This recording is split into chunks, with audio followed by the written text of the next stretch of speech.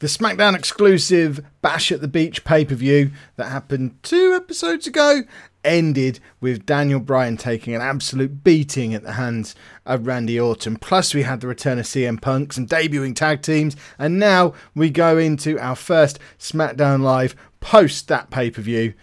I suspect there might be some fallout.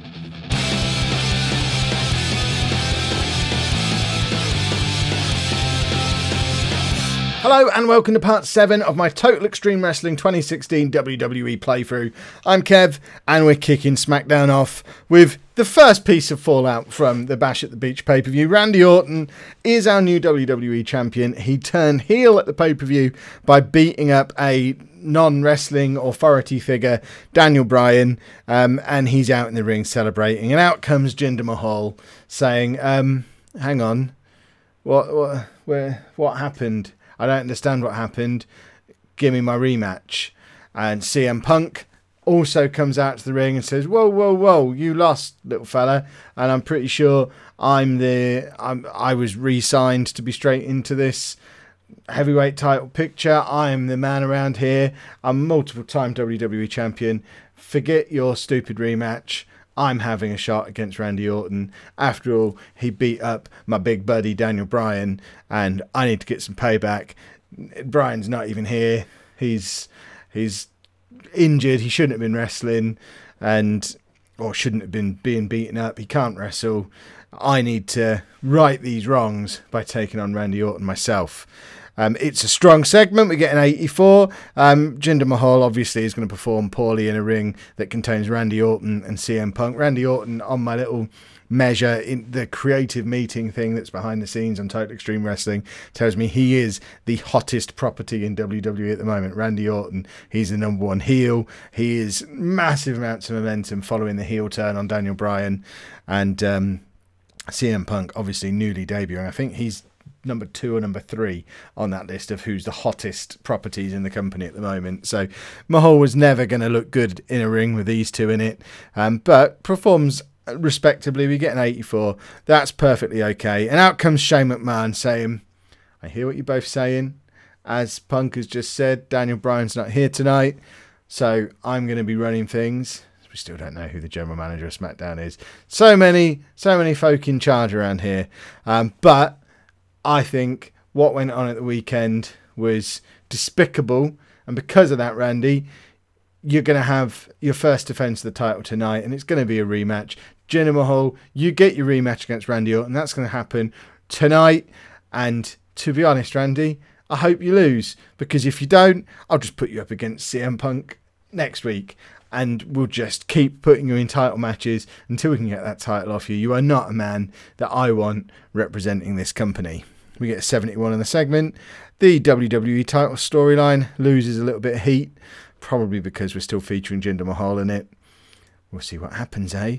I've already booked that, so we don't need to pre-book it. And now we have another...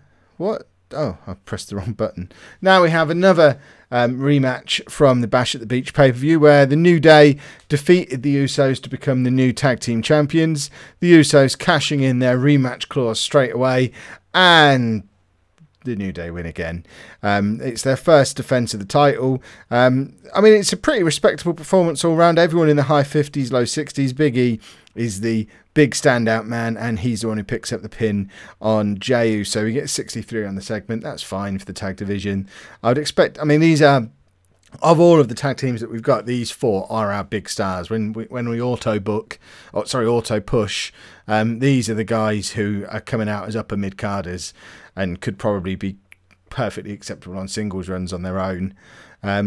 So I might expect a little bit more than that from in-ring performances and a slightly higher rating, but we've had now the New Day beating them twice. I think we need to move the Usos out of the title picture for a little while and get some of this fresh blood that's in the tag division. Get one of these new teams in there. Well, a new team against the New Day, a new team against the Usos, and use our upper mid-card tag teams to build up some of these teams that have come out from outside of WWE who need a little bit of star power sprinkling over them to really make a proper competitive tag division here on SmackDown.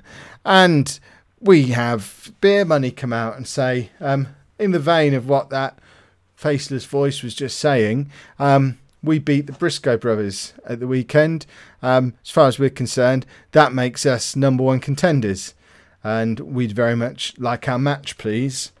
And then I was supposed to have a bit in there where Shane McMahon comes out and books said match. Consider that match booked.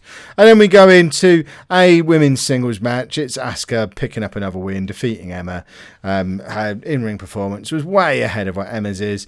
We get a 44 for the segment. It's not great, but it was a quick match. And it's another win for Asuka as we look to build her and try and restore some of the damage I did by having her lose on her main roster debut.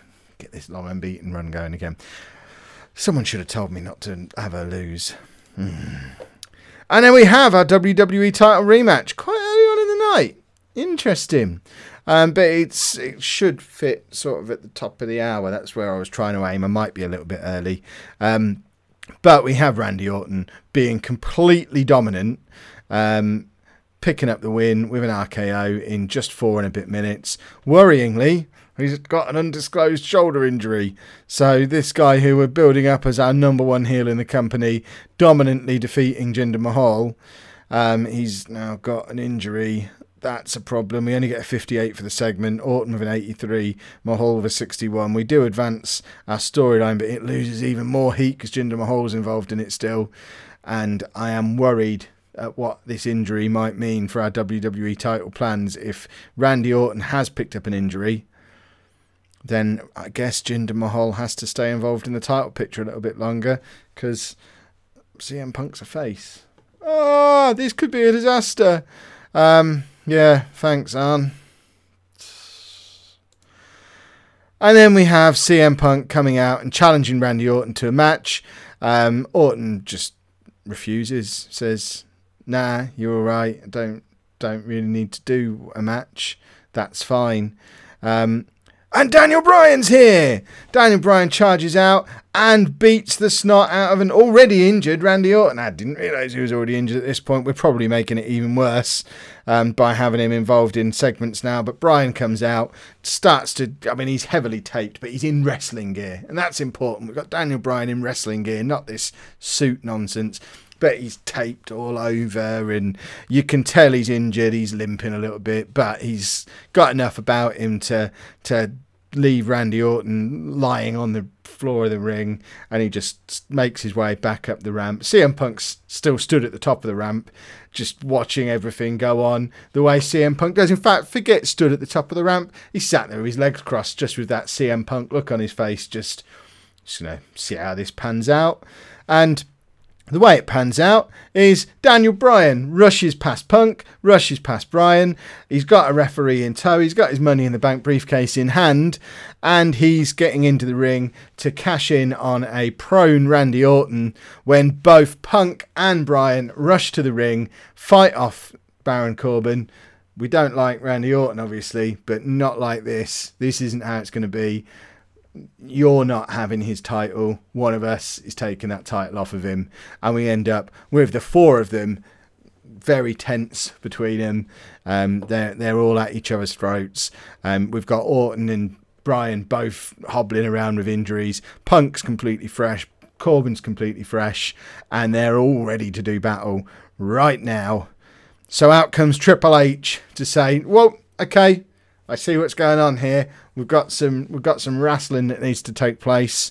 So I'm booking, and I hope you can do it now, as our main event for tonight. We're going to have Randy Orton and Baron Corbin against CM Punk and Daniel Bryan. Daniel Bryan in a wrestling match, tagging with CM Punk against an injured Randy Orton and a mid-card Baron Corbin with a briefcase." This isn't working out as well as I hoped it would when I was planning all this. And yes, we've already pre-booked that. And now we go into another tag match. We've got the Briscoe brothers, fresh off their defeat to Beer Money at the pay-per-view, and the Singh brothers, fresh off watching Jinder Mahal get an absolute pasting at the hands of Randy Orton earlier on this evening. But we do pick up a win for the Briscoes, defeating the Singhs in 9 minutes. And the only one who's really picked up a decent rating is Jay Briscoe with 62, ranging all the way down to Sunil Singh with just a 38. The Singhs have got a problem in this very strong tag division now. Well, it might be less of a problem if Randy Orton's properly injured, because all of a sudden Jinder Mahal becomes part of the main event picture again. So they then start to get that main event rub by being associated with him. But for now, the Briscoes have defeated the Singhs. Again, we're trying to establish that we've got a strong tag division here. We can't have the Briscoes getting beaten twice in a week. So they pick up a win over the Singhs, who I don't think we've seen in an actual match yet. Who are we turning? Don't think we're turning anybody. No, we don't. Sunil Singh, what are we?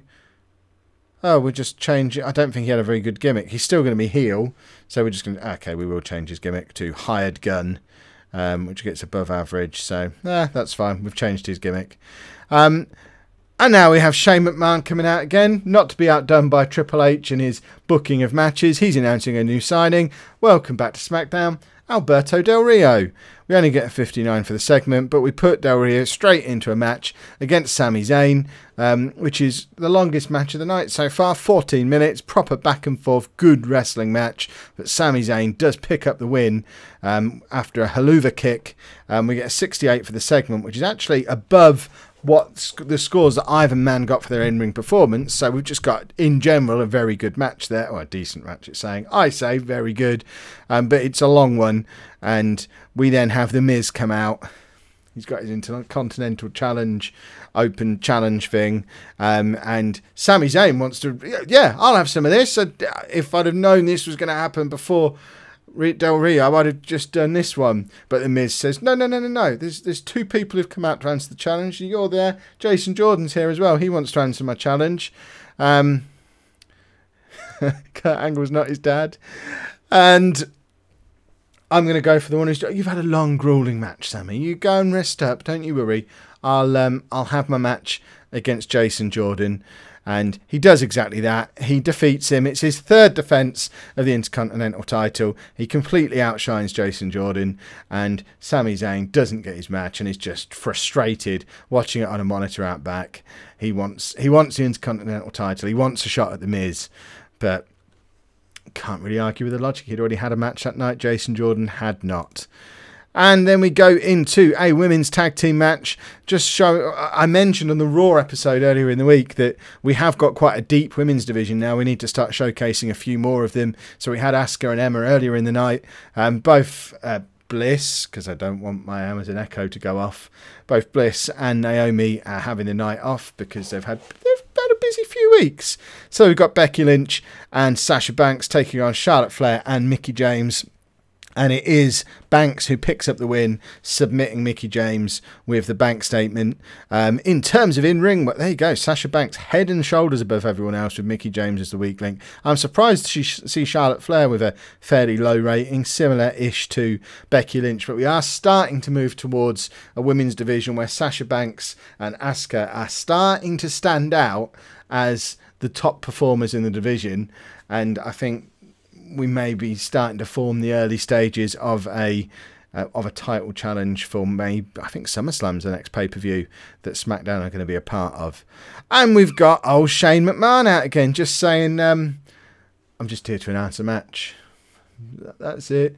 Next week we've got Shinsuke Nakamura against Austin Aries. We would have done it this week, but we've run out of time because of all those shenanigans early on. So we will have that match next week because I think it's going to be awesome. You saw Austin Aries against CM Punk at the pay-per-view. We want to get him involved in some more of these dream matchups that involve Austin Aries. And we'll have him against Shinsuke Nakamura next week. And he only gets a 53 because no one really cares that Shane McMahon's coming out towards the end of the show and announcing a match. And yes, we've already booked that one as well. And then we have another rematch from the Bash at the Beach. Dolph Ziggler against Bray Wyatt. Bray Wyatt with a bit of a debated finish at Bash at the Beach, but this time he beats Dolph Ziggler clean after a Sister Abigail pins him on 10 minutes, gets a 75 for the match. Ziggler with his 68, we get a 73 overall. I think that's the best match of the night so far. And Bray Wyatt picking up a clean win to establish himself as official winner of this feud. Maybe. And after Rey Mysterio called out Neville on Raw earlier in the week and Neville just completely ignored him, we now have Neville backstage attack just jumps Mysterio in the locker room, beats him up and says, okay, now you can have your answer. Yeah, we'll have a match for my Cruiserweight title. But look, you're down on the floor, not really able to move. So how do you think that's going to work out for you? And he just walks off, title over his shoulders, because Neville's a hero. And then we have the match from earlier in the night that was booked. And I am really worried about what we've been putting Randy Orton through since he picked up his injury. But we do have Daniel Bryan and CM Punk versus Randy Orton and Baron Corbin. We get an 82 for the segment. CM Punk defeats Baron Corbin, submitting him with an Anaconda Vice. Baron Corbin obviously is the weak link. He's only ever going to have a chance at winning this title by cashing in his Money in the Bank. He doesn't compete on the same level as these guys. Randy Orton is slowed down by his injury, which is a problem.